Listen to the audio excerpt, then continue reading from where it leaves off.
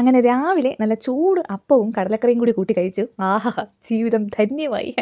എന്താന്ന് വെച്ചാൽ ഞാൻ വല്ലപ്പോഴേ അപ്പം ഉണ്ടാക്കാറുള്ളൂ. ഞാനും ഈ അപ്പവും തമ്മിൽ ഭയങ്കര ശത്രുക്കളാണെന്ന് തോന്നുന്നു. എത്ര ഉണ്ടാക്കിയിട്ട് അങ്ങോട്ട് ശരിയാവത്തില്ല. വല്ലപ്പോഴേ ശരിയാവത്തുള്ളൂ.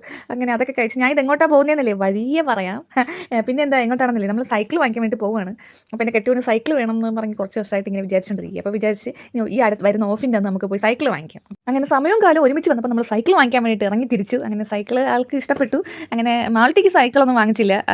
ആൾക്ക് സൈക്കിൾ വേണ്ട. ഈ സ്കൂട്ടറൊക്കെയാണ് ആൾക്ക് താല്പര്യം. പക്ഷേ അത് അവളെക്കാളും വലിയ സ്കൂട്ടറാണ്. അതൊന്നും എടുത്തുകൊണ്ട് നടക്കാനുള്ള പ്രായമായിട്ടില്ല. കുറച്ചും കൂടി വളരേണ്ടിയിരിക്കുന്നു. അങ്ങനെ പിന്നെ നമ്മൾ സൈക്കിളൊക്കെ വാങ്ങിച്ച് അവൾക്ക് മാൾട്ടിക്ക് പറ്റിയ കുഞ്ഞ് സൈക്കിളൊക്കെ നോക്കിയതാണ്. കുഞ്ഞ് ചെറിയ കാർ പോലത്തതൊക്കെ. പക്ഷേ അതിലൊന്നും അവൾക്ക് വലിയ താല്പര്യമില്ല. പിന്നെ അവൾ ഈ ബോളിൻ്റെ ആളാണ്.